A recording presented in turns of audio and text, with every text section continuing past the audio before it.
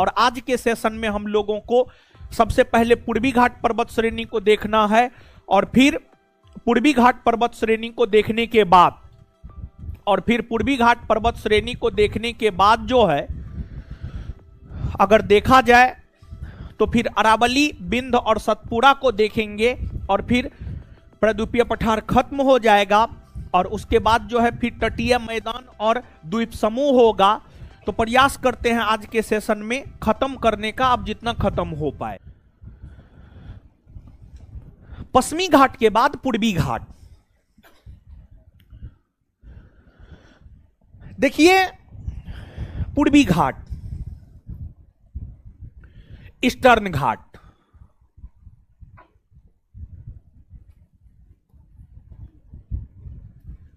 पूर्वी घाट यानी ईस्टर्न घाट। पूर्वी घाट यानी ईस्टर्न घाट की अगर हम लोग बात करें तो जो ईस्टर्न घाट है उसका विस्तार ओडिशा से लेकर के तमिलनाडु तक है। पूर्वी घाट का विस्तार ओडिशा से लेकर के तमिलनाडु तक है, और पूर्वी घाट का विस्तार मुख्य तौर पर अगर देखा जाए तो भारत के 4 राज्यों में है, और भारत के जिन 4 राज्यों में पूर्वी घाट का विस्तार है वो भारत के 4 राज्य है, ओडिशा, तेलंगाना, आंध्र प्रदेश और तमिलनाडु। पूर्वी घाट और पश्चिमी घाट की अगर हम बात करें तो पूर्वी घाट और पश्चिमी घाट आपस में तमिलनाडु के नीलगिरी पहाड़ी क्षेत्र में मिलती है। पूर्वी घाट और पश्चिमी घाट आपस में एक दूसरे से तमिलनाडु के नीलगिरी पहाड़ी क्षेत्र में मिलती है। तमिलनाडु के नीलगिरी पहाड़ी क्षेत्र में मिलती है, और तमिलनाडु के नीलगिरी पहाड़ी क्षेत्र में पूर्वी घाट और पश्चिमी घाट मिलती है। ये प्रश्न ऐसा है जिस प्रश्न को हर एग्जाम ने पूछा है, इंक्लूडिंग आपके बिहार एसआई एग्जाम तक में यह प्रश्न पूछा गया है। नीलगिरी पहाड़ी की सबसे ऊंची चोटी है दोदा बेटा। नीलगिरी पहाड़ी की सबसे ऊंची चोटी अगर देखा जाए तो नीलगिरी पहाड़ी की सबसे ऊंची चोटी है दोदा बेटा।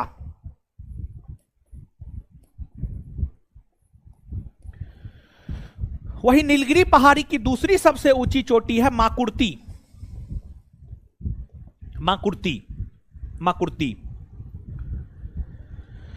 और नीलगिरी पहाड़ी की जो सबसे ऊंची चोटी दोदा बेटा है, दोदा बेटा दक्षिण भारत की दूसरी सबसे ऊंची पर्वत चोटी है। वहीं दक्षिण भारत की सबसे ऊंची पर्वत चोटी को अगर देखा जाए तो दक्षिण भारत की सबसे ऊंची पर्वत चोटी है अनाई मूदी दक्षिण भारत की सबसे ऊंची पर्वत चोटी है।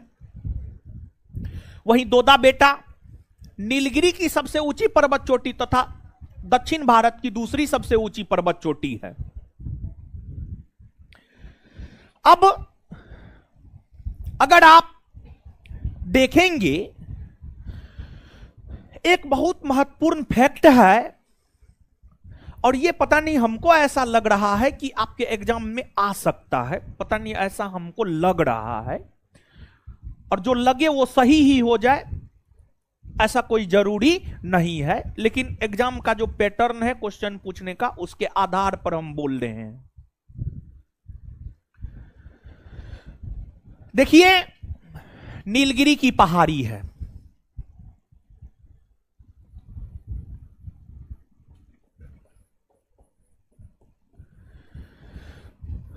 नीलगिरी की पहाड़ी है।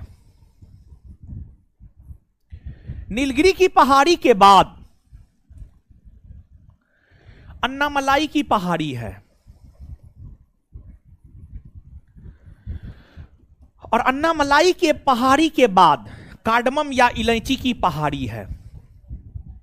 कार्डमम या इलायची की पहाड़ी है। ये जो नीलगिरी की पहाड़ी, अन्नामलाई की पहाड़ी और कार्डमम की पहाड़ी है, इन पहाड़ियों का उत्तर से दक्षिण में ये क्रम है। इन पहाड़ियों का उत्तर से दक्षिण में ये क्रम है। नीलगिरी की पहाड़ी, अन्नामलाई की पहाड़ी, कार्डमम की पहाड़ी। इन पहाड़ियों का उत्तर से दक्षिण में यह क्रम है। सबसे उत्तर में नीलगिरी, फिर उसके दक्षिण में अन्नामलाई, सबसे दक्षिण में कार्डमम, या इसका दक्षिण से उत्तर में क्रम है कार्डमम, अन्नामलाई और नीलगिरी।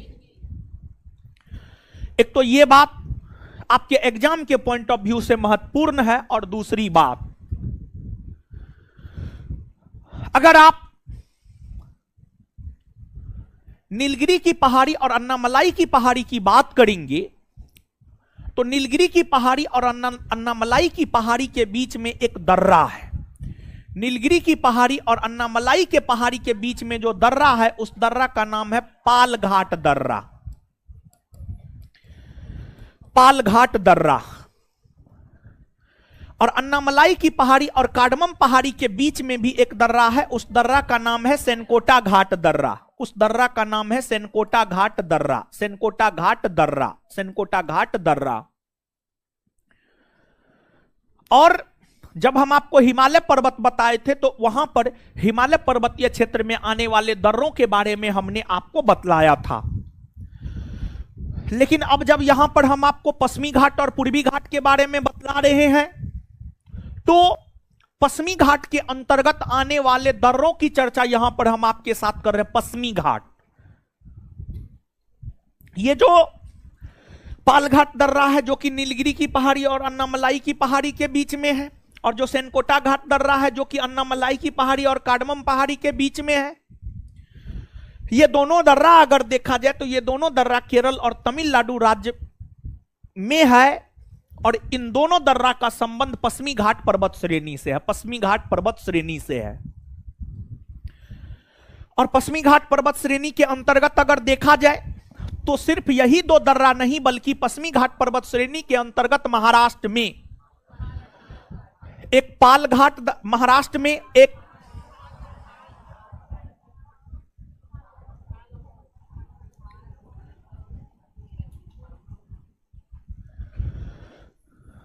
महाराष्ट्र में एक थाल घाट दर्रा है, और महाराष्ट्र में एक भोर घाट दर्रा है। महाराष्ट्र में एक भोर घाट दर्रा है। महाराष्ट्र में एक भोर घाट दर्रा है। तो ये जो थाल घाट दर्रा है, भोर घाट दर्रा है, पाल घाट दर्रा है, सेनकोटा घाट दर्रा है, इन दर्रों को अगर देखा जाए तो ये दर्रा पश्चिमी घाट पर्वत श्रेणी के अंतर्गत आता है। आपसे पूछा जाता है ऐसे प्रश्न, निम्न में से कौन दर्रा पश्चिमी घाट के अंतर्गत नहीं आता है? थाल घाट, भोर घाट, सेनकोना घाट, तुजू दर्रा। तो इसका उत्तर हो जाएगा तुजू दर्रा। तो इस प्रकार के प्रश्न आपके एग्जाम में पूछे जाते हैं। अब दर्रा, आप सब लोग इस बात से अवगत है कि दर्रा जो है पहाड़ी मार्ग को, पर्वतीय मार्ग को दर्रा कहा जाता है। पहाड़ी मार्ग या पर्वतीय मार्ग को दर्रा कहा जाता है। और हर दर्रा किसी न किसी दो शहर को आपस में जोड़ने का काम करता है। हर दर्रा की अगर बात की जाए तो हर दर्रा किसी न किसी दो शहर को आपस में जोड़ने का काम करता है। जैसे इसी में अगर आप थालघाट दर्रा की बात करेंगे तो यह दर्रा मुंबई को नासिक से जोड़ता है। मुंबई को नासिक से जोड़ता है। और फिर भोरघाट दर्रा की बात करेंगे तो यह दर्रा मुंबई को पुणे से जोड़ता है। मुंबई को पुणे से जोड़ता है। थालघाट दर्रा मुंबई को नासिक से जोड़ता है। भोरघाट दर्रा मुंबई को पुणे से आपस में जोड़ता है। सेनकोटा घाट दर्रा तिरुवनंतपुरम को मदुरै से आपस में जोड़ता है। पालघाट दर्रा पलक्कड़ को कोयंबटूर से आपस में जोड़ता है, या कोचिन को कोयंबटूर से आपस में जोड़ता है। तो ये दर्रा, अभी जो टॉपिक की चर्चा हमने आपके साथ किया है, पता नहीं ऐसा हमको लग रहा है कि अभी जो 5-10 मिनट में जो भी टॉपिक की चर्चा हमने आपके साथ किया है, यहां से इस बार बिहार एसआई एग्जाम में प्रश्न आने की संभावना है, ऐसा मेरा अपना अनुमान है। तो एक बार फिर से, क्योंकि यहां से प्रश्न आने की संभावना है, ऐसा मेरा अपना अनुमान है, तो हमको ऐसा, कभी कभी अनुमान सही में भी बदल जाता है, तो हमको ऐसा लगता है कि इस बात को हम एक बार फिर से आपको दोहरा रहे हैं। जितनी भी बात हमने आपको बताया है, इसको ध्यान से सुनिए, समझिए। पहली बात, पूर्वी घाट और पश्चिमी घाट तमिलनाडु के नीलगिरी पहाड़ी क्षेत्र में मिलती है। पूर्वी घाट पश्चिमी घाट का मिलन स्थल है नीलगिरी की पहाड़ी, जो कि तमिलनाडु में है। और इस नीलगिरी की पहाड़ी की सबसे ऊंची चोटी है दोदा बेटा, जो कि दक्षिण भारत की दूसरी सबसे ऊंची पर्वत चोटी है। वही दक्षिण भारत की सबसे ऊंची पर्वत चोटी है अनाई मोदी। और इस नीलगिरी पहाड़ी क्षेत्र में टोडा नामक जनजाति पाई जाती है। और जो तमिलनाडु और केरल राज्य में ये पहाड़ियां हैं, नीलगिरी की पहाड़ी, अन्नामलाई की पहाड़ी, कार्डमम की पहाड़ी, इन पहाड़ियों का उत्तर से दक्षिण में क्रम है। नीलगिरी की पहाड़ी, अन्नामलाई की पहाड़ी, कार्डमम की पहाड़ी। इन पहाड़ियों में नीलगिरी और अन्नामलाई के पहाड़ी के बीच में पालघाट दर्रा है। अन्नामलाई और कार्डमम पहाड़ी के बीच में सेनकोटा घाट दर्रा है। और ये जो पालघाट, सेनकोटा घाट, थाल घाट और भोर घाट दर्रा है, ये सभी पश्चिमी घाट पर्वत श्रेणी के अंतर्गत आने वाला दर्रा है। इन दर्रों में थाल घाट, भोर घाट महाराष्ट्र राज्य में है, पालघाट, सेनकोटा घाट केरल और तमिलनाडु राज्य में है। थाल घाट दर्रा मुंबई को नासिक से जोड़ता है, भोर घाट दर्रा मुंबई को पुणे से जोड़ता है, पालघाट दर्रा पलक्कर को कोचीन से, पलक्कर को कोयंबटूर से जोड़ता है, सेनकोटा घाट दर्रा तिरुवनंतपुरम को मदुरै से जोड़ता है। आशा करते हैं आप चीजों को समझे होंगे। बात क्लियर है? कोई दिक्कत नहीं? तो नहीं तो एक बार बताइए, पूर्वी घाट पश्चिमी घाट कहां मिलती है? कहां मिलती है? नीलगिरी की पहाड़ी किस राज्य में है? तमिलनाडु। किस राज्य में है? नीलगिरी पहाड़ी क्षेत्र में कौन सी जनजाति पाई जाती? टोडा। कौन सी जनजाति? कौन सी जनजाति? नीलगिरी पहाड़ी की सर्वोच्च चोटी, नीलगिरी पहाड़ी की सर्वोच्च चोटी दोदा बेटा। दक्षिण भारत की दूसरी सबसे ऊंची चोटी, दक्षिण भारत की सबसे ऊंची पर्वत चोटी अनाई। नीलगिरी, अन्नामलाई, कार्डमम पहाड़ियों का उत्तर से दक्षिण में क्रम, सबसे उत्तर में, उसके दक्षिण में, उसके दक्षिण में पालघाट दर्रा किन पहाड़ियों के बीच में?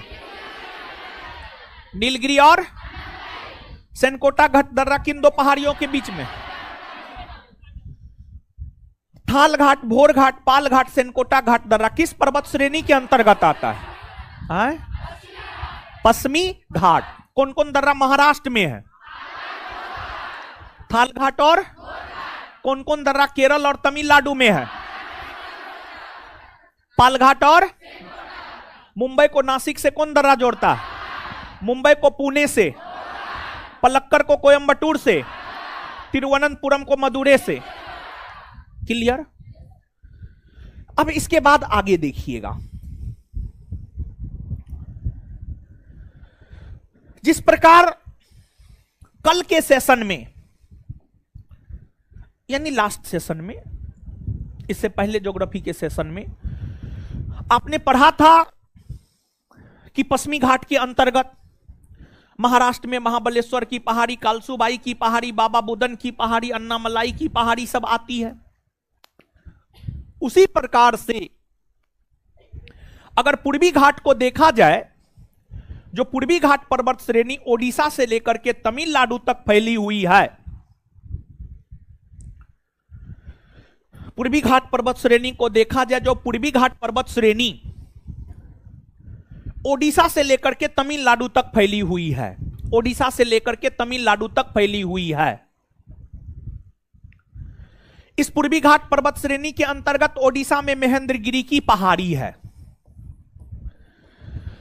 जो कि पूर्वी घाट की सबसे ऊंची पर्वत चोटी मानी जाती है, जिसकी ऊंचाई है 1501 मीटर, जिसकी ऊंचाई है 1501 मीटर। लेकिन एक बात आप जानिए, इन जनरली आज तक जो प्रश्न पूछा है, उस पूछे गए प्रश्नों के आधार पर अगर हम लोग देखें तो पूर्वी घाट पर्वत श्रेणी की सबसे ऊंची पर्वत चोटी महेंद्रगिरी है, जो कि ओडिशा में है। लेकिन पूर्वी घाट के अंतर्गत महेंद्रगिरी से भी ऊंची पर्वत चोटी है, जिसका नाम है जिंदागढ़ा। जिंदागढ़ा और अगर पूर्वी घाट पर्वत श्रेणी की सबसे ऊंची पर्वत चोटी पूछे और महेंद्रगिरी और जिंदागढ़ा दोनों ऑप्शन में हो, तो उस कंडीशन में जिंदागढ़ा के साथ आपको जाना है, क्योंकि महेंद्रगिरी से भी ज्यादा ऊंचाई जिंदागढ़ा पर्वत श्रेणी की है। लेकिन सामान्य तौर पर जो प्रश्न पूछा जाता है उसमें जिंदागढ़ा ऑप्शन में रहता ही नहीं है, और उसमें जिंदागढ़ा ऑप्शन में रहता ही नहीं है। और जब जिंदागढ़ा ऑप्शन में ना हो तो उस कंडीशन में आपको जाना है महेंद्रगिरी के साथ। किसके साथ जाना? महेंद्रगिरी के साथ जाना है, ओडिशा। और ओडिशा एक पर्वतीय राज्य भी है, ओडिशा में कई सारी पहाड़ियां हैं। ऐसा नहीं है कि ओडिशा में सिर्फ महेंद्रगिरी की पहाड़ी है, नहीं, महेंद्रगिरी की पहाड़ी तो ओडिशा में है ही। महेंद्रगिरी के पहाड़ी के अलावे ओडिशा में और भी कई सारी पहाड़ियां हैं, जैसे अस्सिया पहाड़ी, गढ़जात पहाड़ी। ये सब पहाड़ी अगर आप देखेंगे तो ये सब पहाड़ी ओडिशा में है। अब ओडिशा के बाद पूर्वी घाट पर्वत श्रेणी का विस्तार आंध्र प्रदेश और तमिलनाडु राज्य में है। तो उसमें आंध्र प्रदेश राज्य में पूर्वी घाट पर्वत श्रेणी के अंतर्गत कई सारी पहाड़ियां आती है। नल्लामलाई, वेलिकोंडा, पालकोंडा, नगारी, ये सब आंध्र प्रदेश में है, जितना का अभी हमने नाम लिया है। नल्लामलाई,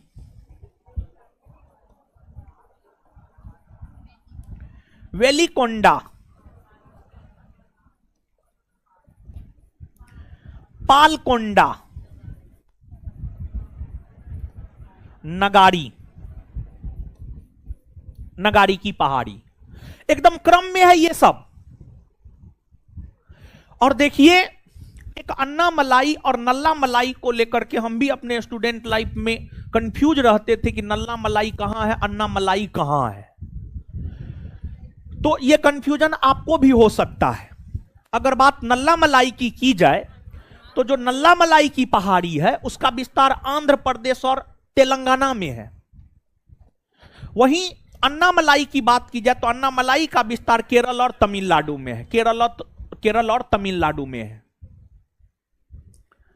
और पूर्वी घाट पर्वत श्रेणी विशेष तौर पर आंध्र प्रदेश राज्य में दो श्रेणियों में बट गया है, पूर्वी भाग और पश्चिमी भाग। पूर्वी घाट पर्वत श्रेणी जिसका विस्तार आंध्र प्रदेश में भी है, आंध्र प्रदेश में पूर्वी घाट पर्वत श्रेणी दो भागों में बट गया है, पूर्वी भाग और पश्चिमी भाग। पूर्वी घाट पर्वत श्रेणी के पूर्वी भाग के अंतर्गत वेलिकोंडा आता है, पश्चिमी भाग के अंतर्गत पालकोंडा आता है। आंध्र प्रदेश के अलावे पूर्वी घाट पर्वत श्रेणी का विस्तार तमिलनाडु में भी है।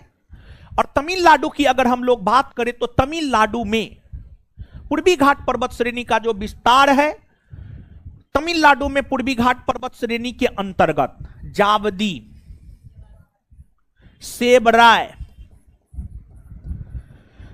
पंचमलाई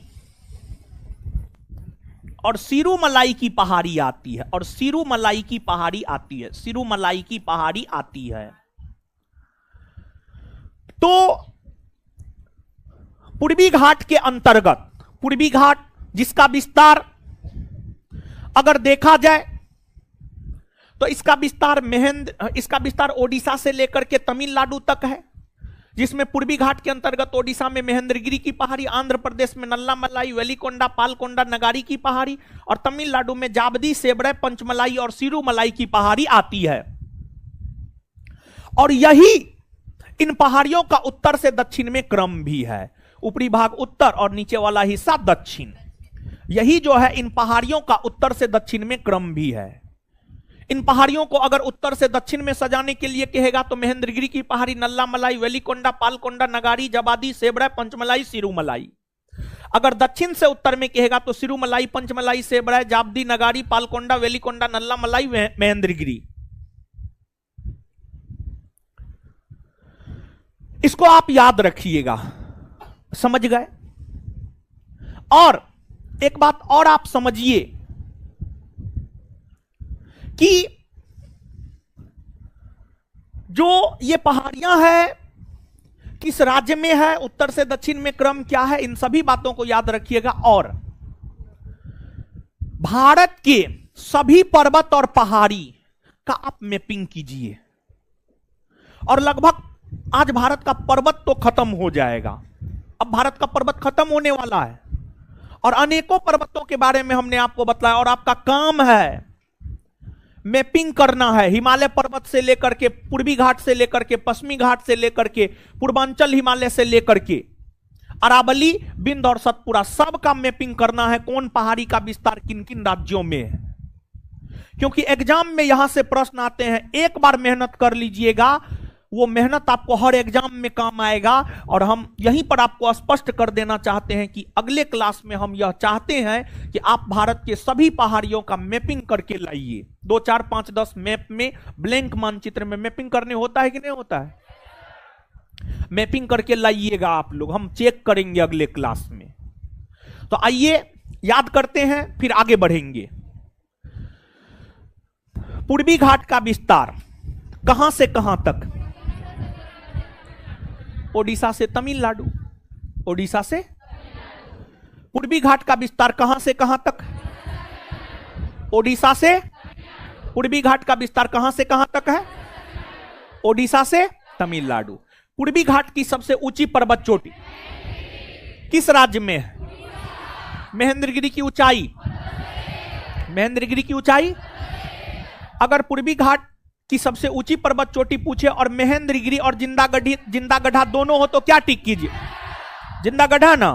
अगर जिंदागढ़ा ना हो तो महेंद्रगिरी ना। क्या ओडिशा में सिर्फ महेंद्रगिरी की पहाड़ी है और पहाड़ी नहीं है?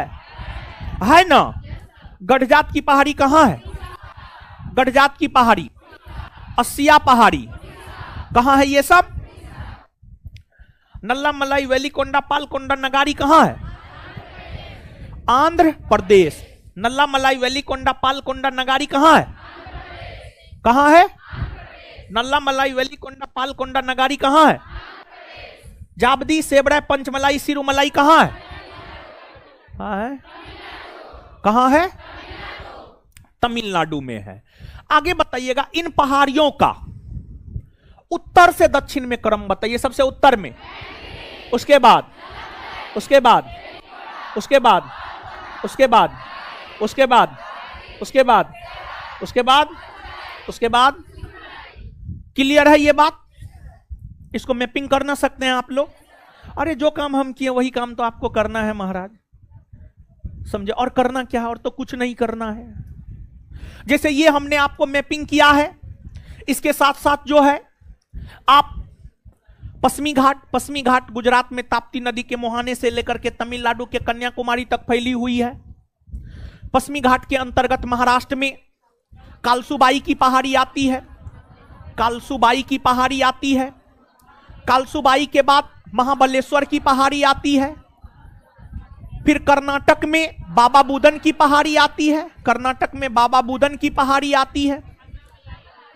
फिर जो है आपको नीलगिरी की पहाड़ी आती है, फिर अन्नामलाई की पहाड़ी आती है, फिर कार्डमम की पहाड़ी आती है, नीलगिरी की पहाड़ी,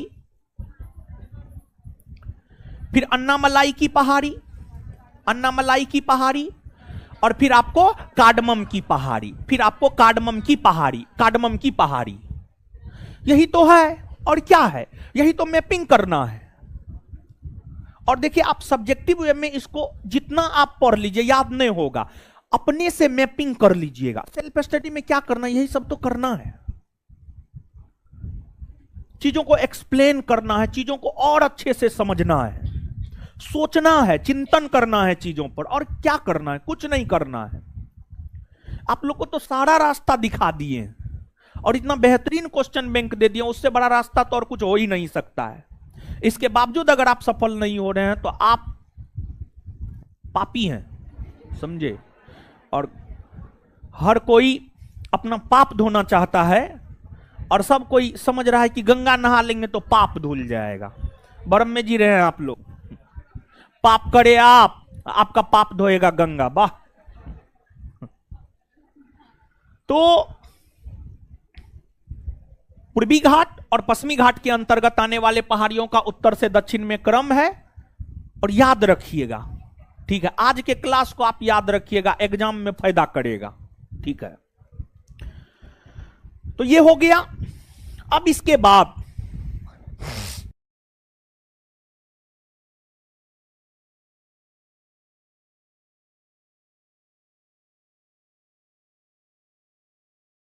अब आगे आइएगा। अब देखिएगा कि अब बेसिकली अगर देखा जाए तो हम लोगों को 3 और पर्वत श्रेणी के बारे में पढ़ना है। एक अरावली पर्वत श्रेणी,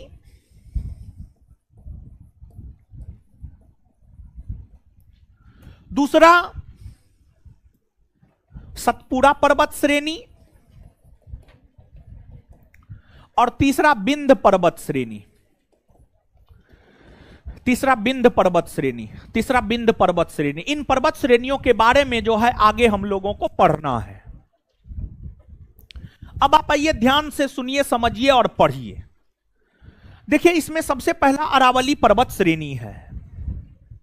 अरावली पर्वत श्रेणी की अगर हम लोग बात करें तो जो अरावली पर्वत श्रेणी है काफी महत्व का पर्वत श्रेणी है, क्योंकि अरावली पर्वत श्रेणी पश्चिमी भारत के लिए जल विभाजक के तौर पर काम करती है।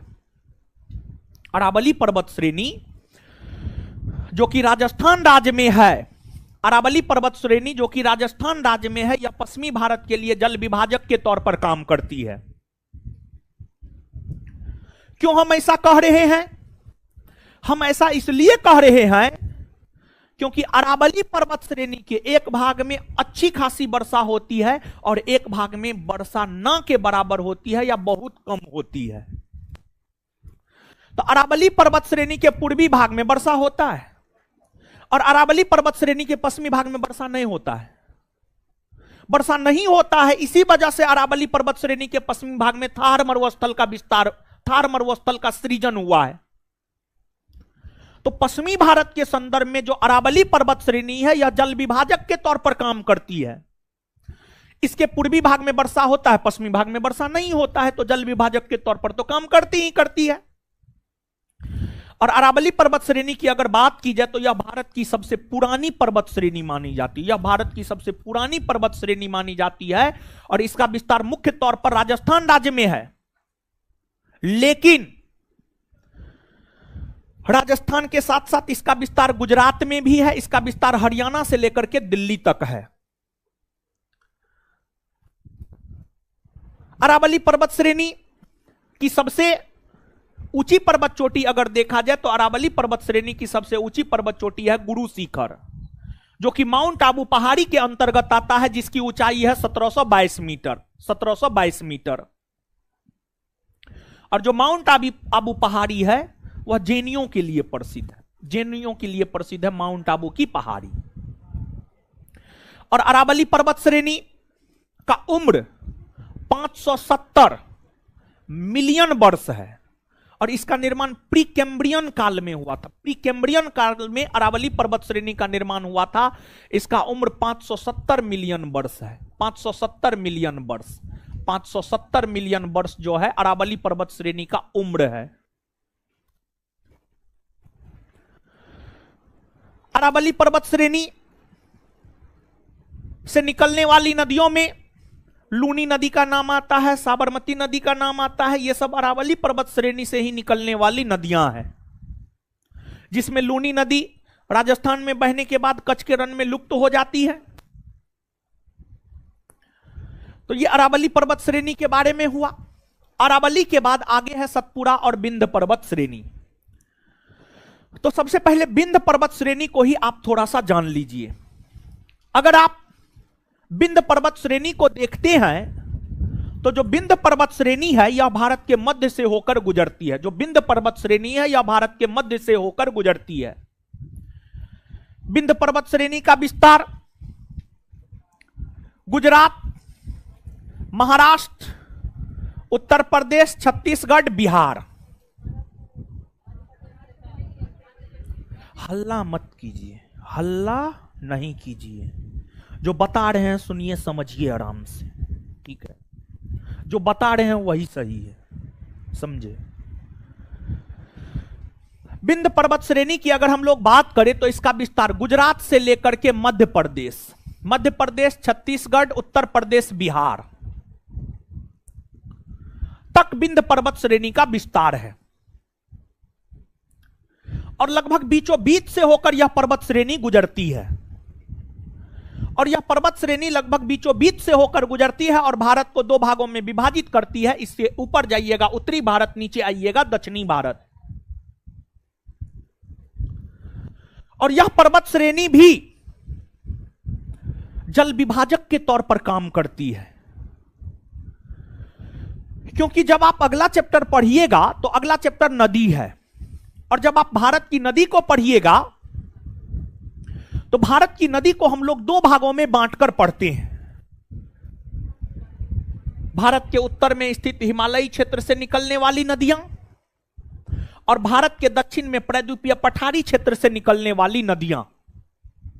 भारत की नदियों को अगर देखा जाए तो भारत की नदियों को हम लोग दो भाग में बांटकर पढ़ते हैं, हिमालय की नदियां और प्रायद्वीपीय भारत की नदियां। हिमालय नदी तंत्र को प्रायद्वीपीय भारत के नदी तंत्र से अलग करने का काम करता है विंध्य पर्वत श्रेणी। हिमालय नदी तंत्र को प्रायद्वीपीय भारतीय नदी तंत्र से अलग करता है विंध्य पर्वत श्रेणी। यानी जो विंध्य पर्वत श्रेणी है वह जल विभाजक के तौर पर काम करती है, और विंध्य पर्वत श्रेणी हिमालय की नदियों के अपवाह तंत्र को प्रायद्वीपीय भारतीय नदी के अपवाह तंत्र से अलग करता है। और यह जो विंध्य पर्वत श्रेणी है इसे गुजरात में जोबट हिल कहा जाता है, बिहार में केमूर हिल कहा जाता है। बिहार में जो केमूर की पहाड़ी है वह विंध्य पर्वत श्रेणी का ही अंग है, विंध्य पर्वत श्रेणी का ही भाग है। और विंध्य पर्वत श्रेणी को अगर देखा जाए तो खनिज संसाधन की उपलब्धता के दृष्टिकोण से यह संपन्न क्षेत्र नहीं होता है। इसमें खनिज संसाधन की उपलब्धता नहीं होती है, बल्कि इसमें भवन निर्माण से संबंधित सामग्री जैसे लाल बलुआ पत्थर, चूना पत्थर, यह सब की उपस्थिति होती है।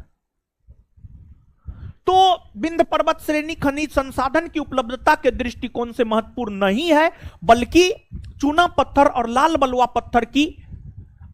पत्थर के दृष्टिकोण से महत्वपूर्ण है, जिसका उपयोग भवन निर्माण में किया जाता है। और जो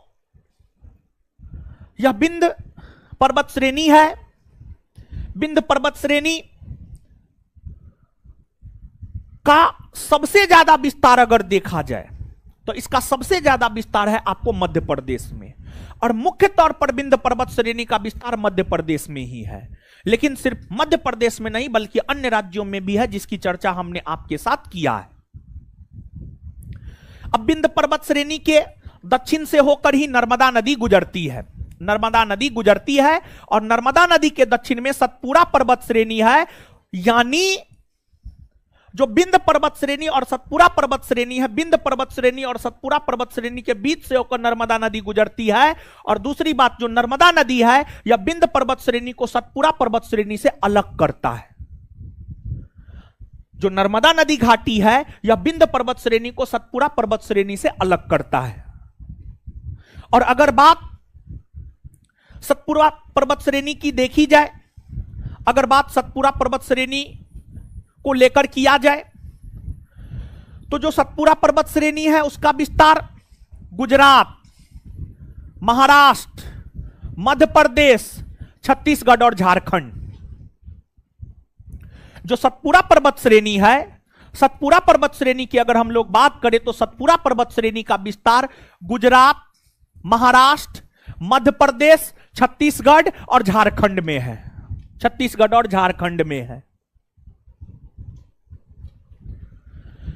और सतपुड़ा पर्वत श्रेणी के अंतर्गत ही महादेव की पहाड़ी आती है। जो महादेव की पहाड़ी मध्य प्रदेश में है और जिस महादेव के पहाड़ी के अंतर्गत धूपगढ़ की चोटी आती है, जिसकी ऊंचाई 1350 मीटर है, जो मध्य प्रदेश की सबसे ऊंची पर्वत चोटी है, जो मध्य प्रदेश की सबसे ऊंची पर्वत चोटी है, मध्य प्रदेश की सबसे ऊंची पर्वत चोटी है। फिर सतपुड़ा पर्वत श्रेणी के दक्षिण से होकर के ताप्ती नदी गुजरती है, ताप्ती नदी गुजरती है। तो नर्मदा और ताप्ती नदी के बीच जल विभाजक के तौर पर काम करती है सतपुड़ा पर्वत श्रेणी। नर्मदा और ताप्ती नदी के बीच से होकर के सतपुड़ा पर्वत श्रेणी गुजरती है, जो सतपुड़ा पर्वत श्रेणी नर्मदा और ताप्ती के बीच जल विभाजक के तौर पर काम करती है, जल विभाजक के तौर पर काम करती है। तो यहां पर हमने आपको एक बात बतलाया है, ये तीनों पर्वत श्रेणी जल विभाजक के तौर पर काम करती है। अरावली पर्वत श्रेणी पश्चिमी भारत के संदर्भ में जल विभाजक के तौर पर काम करती है। सतपुड़ा पर्वत श्रेणी को अगर देखा जाए तो नर्मदा और ताप्ती के बीच जल विभाजक के तौर पर काम करती है। और विंध्य पर्वत श्रेणी को अगर देखा जाए तो हिमालय नदी तंत्र और प्रायद्वीपीय भारतीय नदी तंत्र के बीच में जल विभाजक के तौर पर काम करती है। तो यह हो गया अरावली, सतपुड़ा और विंध्य पर्वत श्रेणी के बारे में। तो अब आइए इन चीजों को याद करते हैं। अब इस प्रकार प्रायद्वीपीय पठार के अंतर्गत जो भी पठार था, पश्चिमी घाट, पूर्वी घाट, जो भी पहाड़ी वहाड़ी था, सब खत्म हो गया है। अब प्रायद्वीपीय पठार के अंतर्गत जो भी था सब चीज खत्म कर दिए हैं। अब आगे क्या है देखिए, तटीय मैदान और द्वीप समूह, इसमें बहुत ज्यादा कुछ है नहीं, ठीक है। अगले क्लास का होमवर्क आप सुने क्या? सब पर्वत का मैपिंग करके लाना है, नहीं सुने? ये तो है ही है। उसके अलावा आज इतना ही रहने दीजिए, इससे आगे अगले क्लास में मिलेंगे। अब आगे जो है कल का होमवर्क सुनिए। होमवर्क सीरीज के अंतर्गत कल का होमवर्क यानी बृहस्पतिवार का होमवर्क,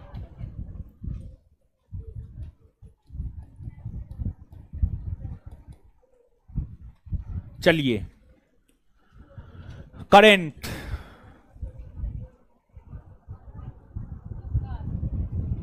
कौन पुरस्कार? हाँ, पद्म पुरस्कार वाला नहीं दिए हैं।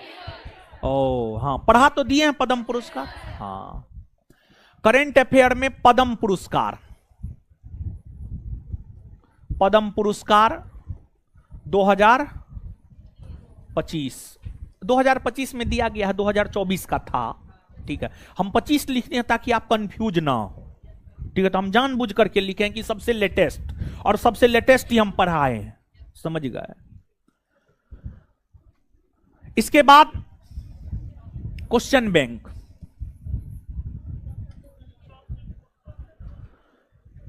चौसठ पोस्ट के लिए जो एग्जाम हुआ था उसमें 2023 में ये एग्जाम हुआ था, उसमें प्रीलिम्स, उसमें एक सीटिंग हुआ था, प्रीलिम्स एक सीटिंग हुआ था। प्रीलिम्स के क्वेश्चन नंबर 1 से लेकर के क्वेश्चन नंबर 50, ठीक है। इसके बाद पहला दिन मॉडर्न था, दूसरा दिन बायोलॉजी, तीसरा दिन पॉलिटी, चौथा दिन ज्योग्राफी होगा, इंडियन ज्योग्राफी। इंडियन ज्योग्राफी में चैप्टर नंबर फर्स्ट पूरा रिवीजन हो रहा है, आप पढ़े हैं, समझे? तो चैप्टर नंबर फर्स्ट ये आपका कल का होमवर्क है, ठीक है।